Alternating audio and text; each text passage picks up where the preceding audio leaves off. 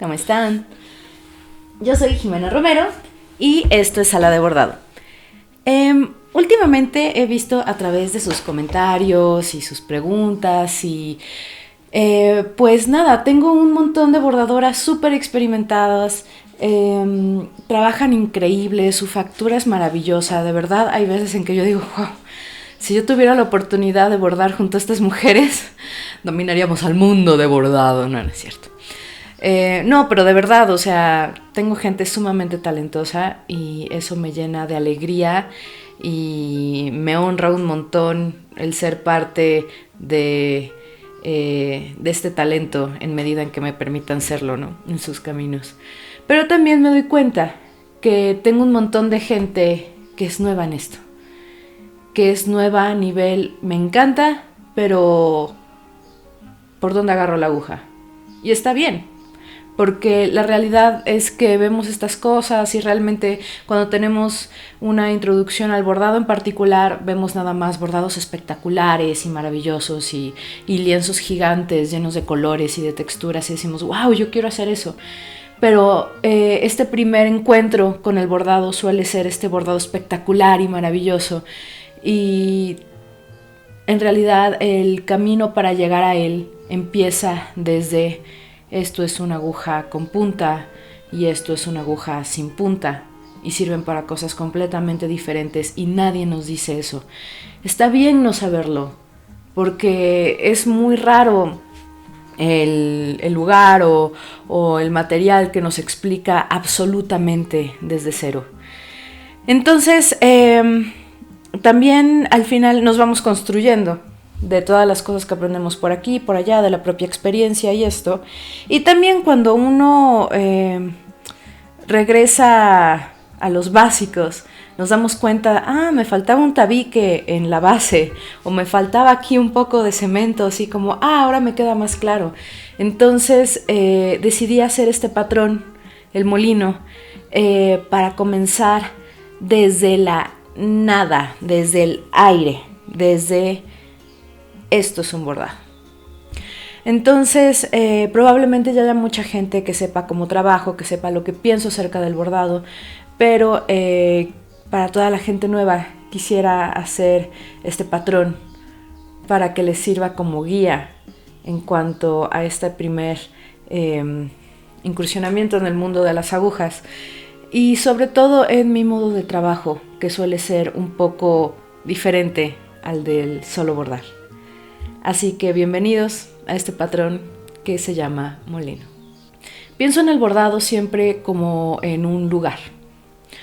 Yo sé que esto puede sonar muy abstracto, pero en realidad esto que ven en la tela, y esto si has tomado clase conmigo lo sabes totalmente, y perdón si me repito, pero creo que es importante saber el lugar desde el cual me encantaría invitarlos a que borden, para que puedan experimentar este paseo mucho más rico del bordado, que es más que solo un ir y venir de la aguja.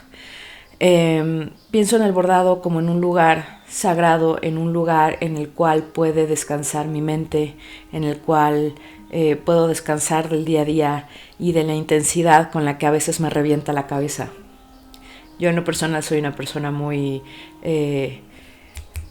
muy ansiosa, por ponerlo en palabras, o sea, siempre estoy pensando en todo, qué viene, qué va a pasar, estoy planeando, estoy previendo, entonces estoy analizando, siempre sobreanalizo muchísimo.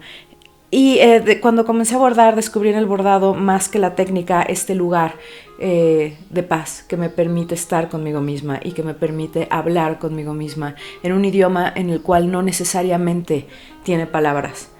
Es un evento que sucede en el silencio y al ser un idioma sin palabras no tiene límite de la expresión, de ese tipo de expresión. Entonces puedo simplemente estar sin ningún juicio, sin ninguna expectativa, con lo que me está pasando y con lo que me rodea, y me permite darme cuenta que es hermoso. Entonces es por esto que para mí el bordado es un lugar. En realidad lo que vemos ya bordado es para mí únicamente la evidencia de ese paseo, de lo que sucedió, de lo que cayó sobre la tela después de todo lo que estuvimos conversando. El bordado es lo que sucede entre la aguja, entre el hilo, entre la tela y entre mi cuerpo. El bordado sucede en el aire. Y es por esto que es fundamental entender los materiales abstractos de una bordadora. Más allá del hilo, de la aguja, de tu patrón impreso, de la tela, de todo lo que quieran, los materiales más puros y más reales con los cuales trabaja alguien dedicado a la aguja es la luz. Es fundamental que se fijen en la luz con la que están bordando. Esto puede hacer un cambio abismal en su trabajo. Mi recomendación es la luz de día. Y de hecho no la luz directa de día, porque el sol directo sobre su tela les puede quemar, les puede deslumbrar. Entonces, cuando estamos tan cerca de la luz, curiosamente, no vemos de modo claro. Entonces es mejor tomar un poquito de distancia de esto y tomar, por ejemplo, el lugar en el que yo estoy es perfecto porque en realidad no tengo ventanas, lo que tengo ustedes no alcanzan a ver, pero se los cuento, lo que tengo son un par de cubos de luz que como tenemos vecinos son vidrios con textura. Entonces esto evita que la luz pase directamente. Así que es un filtro de luz maravilloso. No sé, por ejemplo, si tienen un área en su casa en el cual tengan un domo, una lámina o incluso una cortina con luz, o sea, una ventana con luz directa, pero ciérrenle a la cortina, siempre y cuando no sea una cortina blackout, por supuesto, o incluso pueden colgarle un pliego de papel bond o albanene o algo para que filtre un poquito esa dureza de luz. Necesitamos un ambiente propicio para esto, necesitamos que nuestros ojos se sientan a gusto, ni en agua muy fría ni en agua muy caliente. Entonces procuren que la luz sea, ustedes lo van a ver, lo van a saber, es de hecho este tipo de luz en el cual nos vemos más guapos y no es tan duro y no crea tanto contraste. Ahora, no necesitan de esto para bordar. O sea, yo les digo las características que del ambiente ideal para hacerlo, porque inténtenlo. De verdad, o sea, no es solo no borden de noche, o sea, porque me esté en contra de la noche para nada. Amamos la noche, pero es cierto que el ojo humano está diseñado para trabajar con luz de día. Entonces, su bordado, se los juro, o sea, no quiero decirles la cantidad de errores de color, de técnica, de todo que yo he tenido bordando en la noche, se los digo porque lo he vivido, porque he bordado profesionalmente 14 años de mi vida y he tenido, no sé si todos, pero sí un montón de errores. Entonces es a partir de esto que intento transmitirles pues mi experiencia en ello. Entonces dicen que, recuerdo cuando iba en la escuela, decían, no, es que si vas a empezar a dibujar o algo así, no inviertas en materiales muy caros, porque te vas a equivocar. Sí, por supuesto que me voy a equivocar. Entonces, también al final, cuando uno invierte en el material adecuado, nos facilita la vida en todo lo demás. Entonces, no tengan miedo a invertir un poco en su costura. De verdad, o sea, bordar con un hilo bueno va a ser mucho más sencillo que bordar con una fibra de no tan buena calidad que se va a estar enredando todo el tiempo. Si quieren saber más acerca de hilos, aquí en Sala de Bordado tienen uno de nuestros videos de Basics en donde les hablo acerca de tipos de hilo y para qué sirve cada uno de ellos. Entonces eso en cuanto a la luz. Del mismo modo, inviertan en la calidad de luz, en la calidad de espacio que tengan. Una mesita, o sea, tampoco vayan a estar bordando aquí en un espacio chiquitito. Algo que les suelo comentar es que también el dedicarle un lugar a nuestro trabajo. Yo sé que no todos tenemos la posibilidad de tener un cuarto entero para nosotros y para todos nuestros hilos y todo lo que nos encanta hacer. Pero no tengan miedo de apropiarse de una esquina de la casa, de apropiarse de una mesita, de una caja o de incluso de una parte de la mesa, del comedor o de sus mesas de trabajo, que sea el lugar donde van a trabajar al menos en ese momento. Incluso a modo simbólico, el hecho de destinar un espacio a ello es un statement de esto es parte de mi vida y le hago un espacio. Es dejar el aire para que eso fluya. Entonces, se los juro, o sea, si ustedes quieren bordar y en realidad tienen todos sus patrones o todos sus hilos o los 3 hilos que tengan, si no tienen mucho, en una cajita chiquitita, todos enredados en una esquina, mentalmente ese es el lugar en el que tienen ese lugar de goce y de intimidad que implica el bordado. Entonces, sáquenlo a la luz. Es importante que elijan unas buenas tijeras de bordado. Eso también les va a servir muchísimo. También, a modo de iniciación, les hice un video hablando acerca de tijeras que también tienen aquí en Sala de Bordado. También es un basic. Telas. Si no saben o no van a comprar un kit o quieren empezar a hacer sus propias transferencias, mi recomendación es que utilicen telas claras siempre. La transferencia sobre telas oscuras es un poco más complicado, requiere un poco más de técnica y las telas claras son muy bellas. Entonces les recomiendo un algodón. Yo siempre o casi siempre utilizo manta cruda, que es una excelente textura. El gramaje es muy amable, no pesa, entonces no te cansa, aunque no lo crean, el estar cargando su bordado llega a cansar. Entonces es un gran medio para que puedan comenzar a hacer este bordado. Es por esto, por ejemplo, que tengo ya transferido mi molino en un pedazo de manta desalmidonada. Así la piden en la parisina o en donde la vayan a comprar, o sea, no sé... ¿Cómo la hacen? No se preocupen, pidan manta cruda, se acabó. Hay diferentes calidades de manta, sí que las hay. Esto ustedes lo van a aprender a ver a partir del tacto, del bordado y del ojo. Entonces, se los juro que esto va a llegar solo. No se estresen por llegar a pedir la mejor manta que existe en el mundo. No, todo es bordable, todo, absolutamente cualquier superficie es bordable. Simplemente algunas necesitan más cuidado, más tiempo y más atención que otras, o atención diferente. Pero mantengámonos en la manta. Agujas. Es fundamental utilizar una aguja correcta para el tipo de bordado que vamos a hacer. En este caso vamos a trabajar con hilos perlé del número 8, la marca que quieran. Ahorita no me voy a meter en marcas, de hecho como el hilo perlé tiene un acabado diferente a los hilos vela, todo esto viene en el video de hilos. Es mucho más difícil que se enrede, es un hilo bastante amable. Entonces voy a utilizar un hilo perlé del número 8, no se hago bien, lo consiguen everywhere. Y para esto mi aguja ideal es una aguja del número 22 con punta hoja largo. También tienen un video de agujas. Si ustedes eligen una aguja mucho más delgada de lo correspondiente a su hilo, les va a costar muchísimo enhebrar. A la hora que estén bordando, cuando pasen la aguja por la tela al nivel de ojal, va a sonar tac, tac. Y eso está lastimando su tela, su aguja y su hilo. Entonces, lo ideal para este calibre es una aguja del número 22.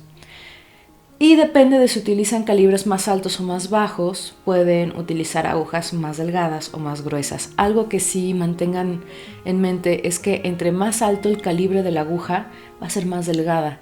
Por ejemplo, nosotros vamos a utilizar una aguja calibre 22 con punta hoja largo. Si yo quisiera utilizar una aguja del número 26, va a ser más delgada que mi calibre 22. Si quiero utilizar una aguja de calibre 20, va a ser una aguja más gruesa que esta que vamos a utilizar ahorita, calibre 22. Entonces, esto también lo ven con fijarse. Estos calibres también varían de marca a marca, pero generalmente se mantienen sobre entre 18 y 26. Ustedes mismas lo verán. Me paré porque les voy a enseñar cómo montar su tela en el aro. Aunque no lo crean, he visto un montón de personas batallar con esto y desde aquí es como, ¿cómo lo hago? Estos aros, los que tienen resorte, cuando están nuevos, generalmente vienen muy apretados porque vienen de un viaje, de transportación, la madera se estira y se encoge, entonces aprietan mucho. Así que no se preocupen si les cuesta sacarlos. Cuando lo estén sacando, si está muy apretado, comiencen un poquito de la base y poco a poco todo alrededor. No le den solo de un lado. Si le dan solo de un lado, lo que va a hacer el aro interior es hacer palanca y va a costar muchísimo más que lo saquen. Aunque ya tengan solo una parte, casi 1 centímetro fuera, regrésenlo todo, empiecen otra vez y sáquenlo poco a poquito todo alrededor de este modo. Cuando tienen bastidores con tornillo es más sencillo. Nada más tienen que aflojar el tornillo y volverlo a poner. Todo bien, pero el principio para montar la tela en los aros es el mismo. Así que vamos a zafar primero el aro interior sobre la mesa. Por ejemplo, este aro que tengo aquí es ligeramente oval. Esto es normal, sobre todo en este tipo de bastidores, porque esto es un objeto hecho a mano.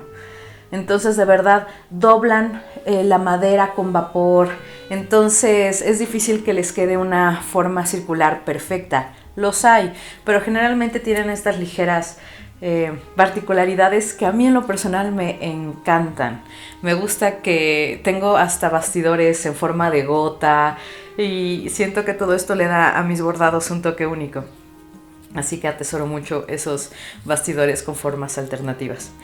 Así que, aro interior sobre la mesa.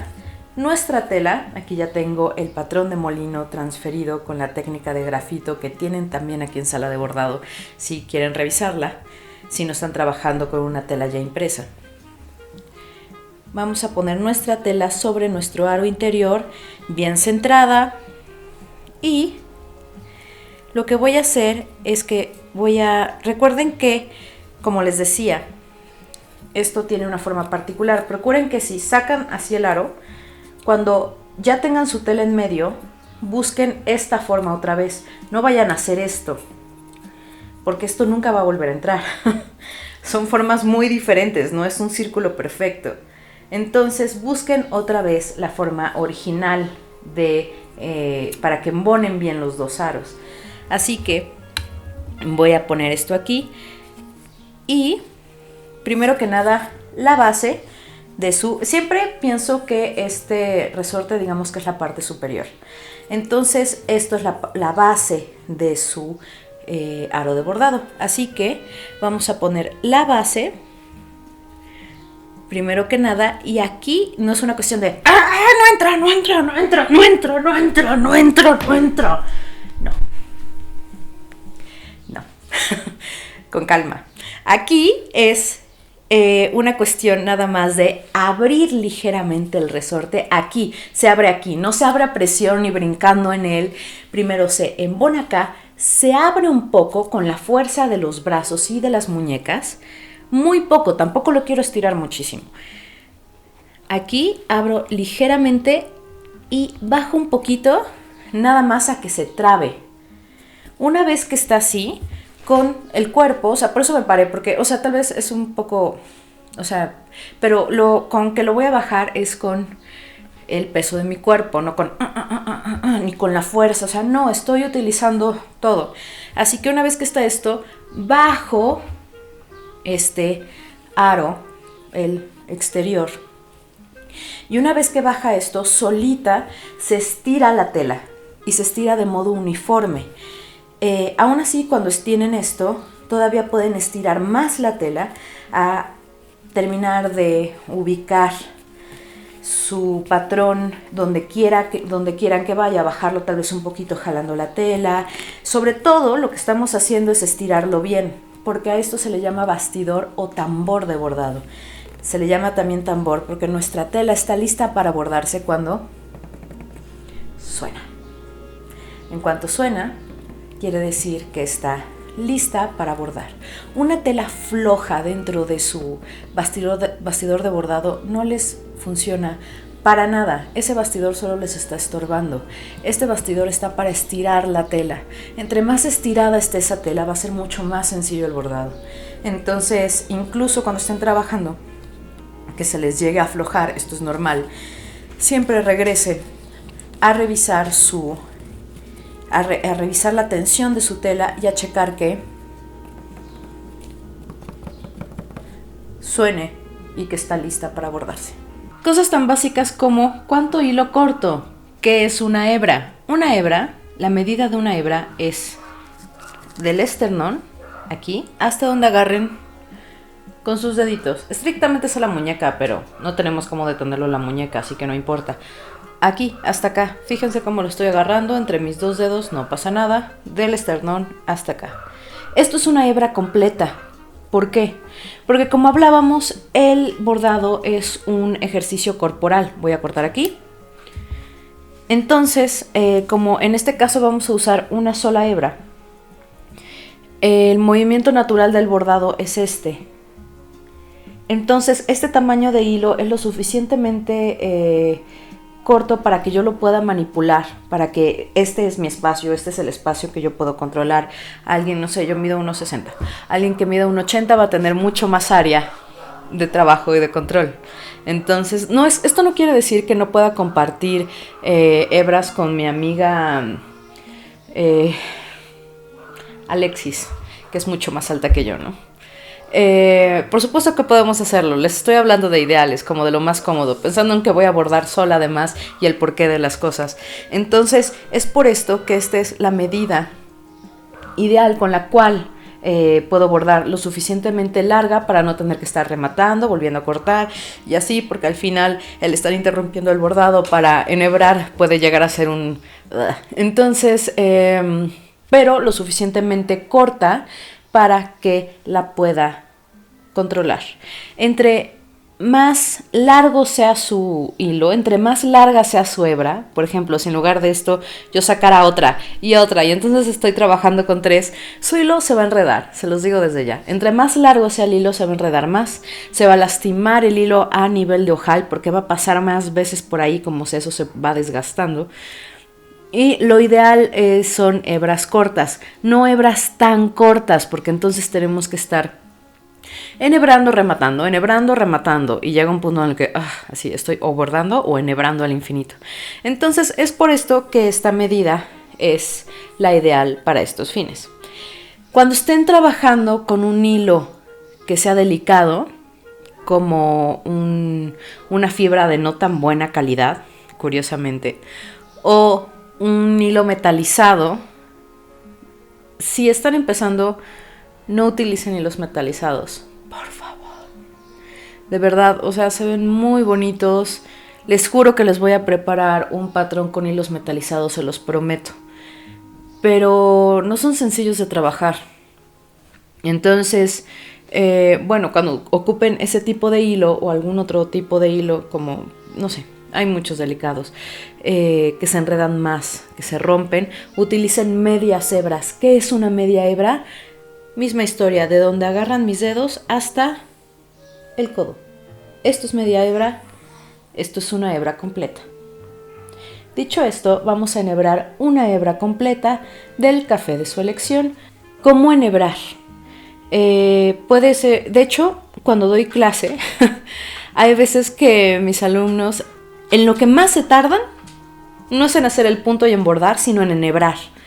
Porque no ven, porque no entienden cómo lo hacen. Entonces piensen que cuando ustedes acaban de cortar un hilo, digamos que esa hebra está fresca. Esto quiere decir que no ha tenido manipulación de ningún lado para que se despeinen las fibras aquí. Entonces, una vez que la cortan, tac, sigue, o sea, como si cortaran recién una trenza, sigue medio trenzado de ese lugar, aunque no se haya manipulado. Aún así, si les cuesta enhebrar, algo que pueden hacer y funciona muy bien es que muerdan un poquitito la punta con los dientes.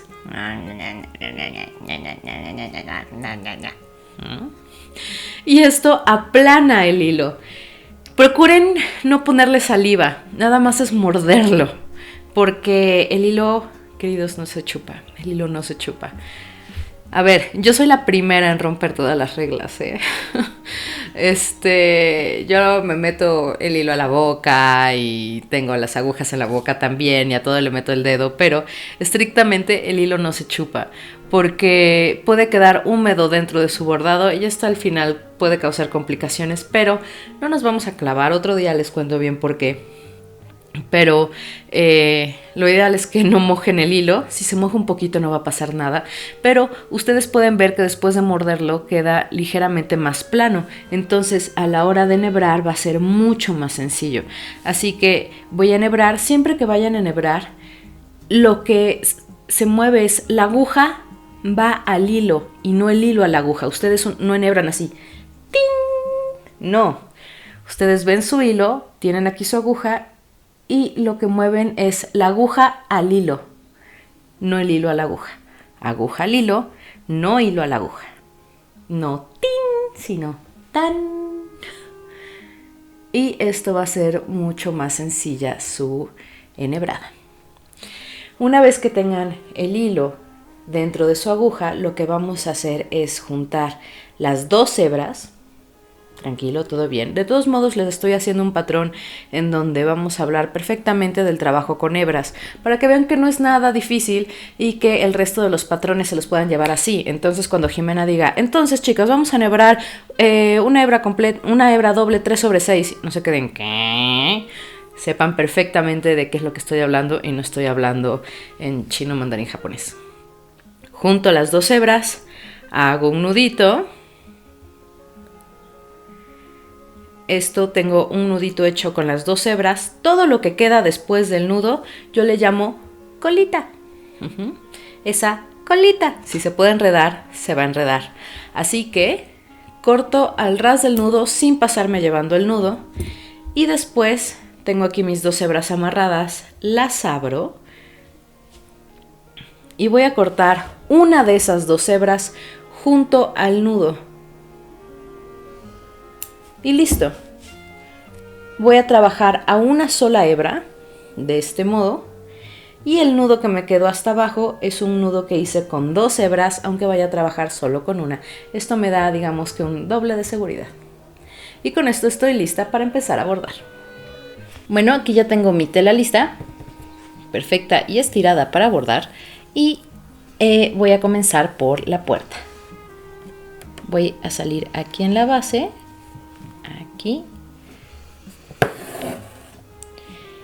aquí entro en la tela,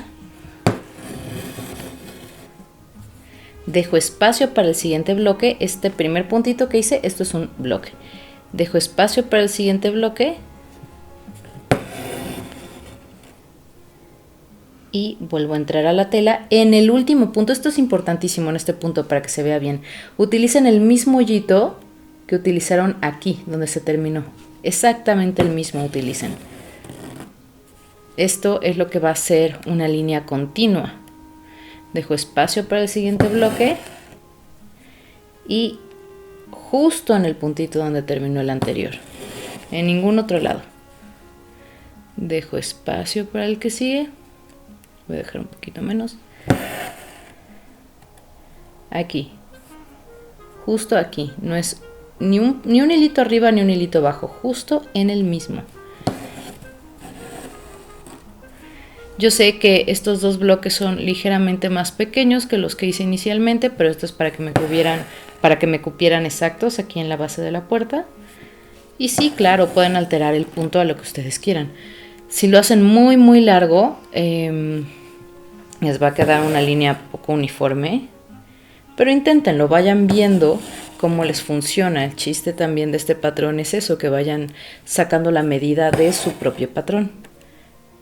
La medida de su propio punto. Conforme me voy acercando a la curva, voy a intentar hacer mis bloques un poco más pequeños. Voy a bordar, a delinear todo el marco de la puerta.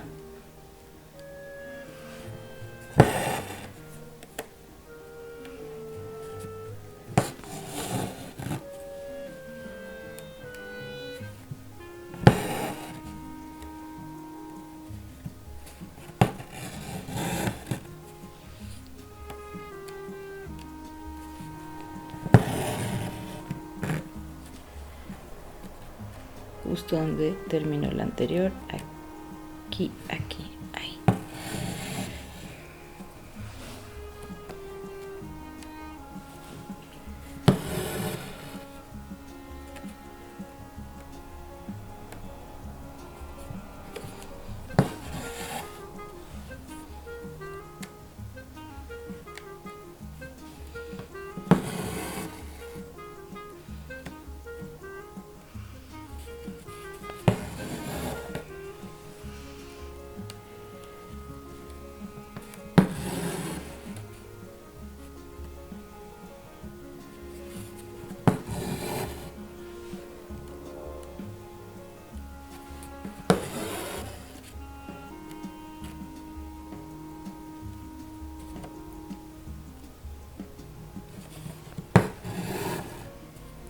Miren, esto es una gran oportunidad. Fíjense. ¿Ven esta forma de nudito aquí? Esto es un nudito normal que sucede por el largo de hebra. Cuando las hebras son nuevas son muy comunes. Este tipo de nuditos les llamo moscas. Les llamo moscas porque si se fijan parece que tienen un ala. Lo peor que pueden hacer con las moscas es apretarlas, jalarlas. Lo que tienen que hacer es ver. Váyanse al centro de la mosca, siéntanlo incluso con los dedos y lo único que necesitan es un jirón para deshacerse. No las vayan a apretar para nada, son unos nudos muy amables, muy sencillos y completamente naturales. Esto quiere decir que no lo están haciendo mal si les aparece una mosquita en el bordado. Lo único que hay que hacer es espantarla.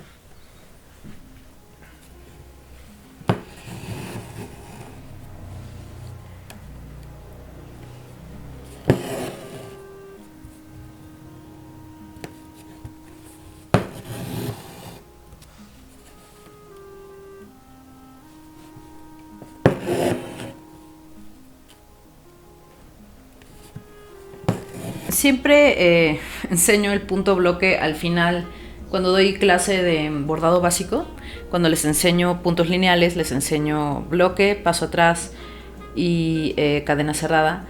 Y el punto bloque siempre se los enseño al final de todo porque es un punto tan sencillo que a veces se quedan así como, esto es muy fácil y se enganchan de eso y crean como otra idea acerca de todos los otros puntos de bordado. Es un punto sencillo, tiene su chiste, hay que fijarse. Uno de los mayores problemas es que probablemente vean que sus bloques no quedan todos en línea perfectamente recta, sino que hagan esto. Entonces, este movimiento es normal, de hecho es parte de lo bonito del movimiento del punto, pero también pueden fijarse en dónde sacan y meten la aguja para que esta línea efectivamente sea una línea y no un zigzag. Entonces, nada más fíjense lo que están haciendo, es un punto después del otro. En este patrón vamos a utilizar únicamente 2 puntos para hacer todo el patrón, punto bloque y relleno libre. No se preocupen, les va a salir increíble. Recuerden que este patrón está diseñado para que sea este inicio en bordado y recuérdenlo por favor, son molinos, no gigantes. Nos vemos la próxima sesión aquí en Sala de Bordado. Bye. Hola, yo soy Jimena Romero y esto es Sala de Bordado. Sala de Bordado es mi membresía de bordado en donde podrás encontrar más de 42 proyectos, la explicación de más de 50 puntos de bordado en 12 técnicas diferentes.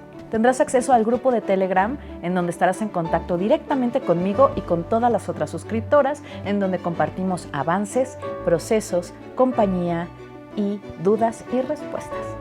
Aparte de esto tendrás beneficios maravillosos como descuentos increíbles en mis talleres presencial y online, descuentos en mercería y acceso a convocatorias antes que nadie.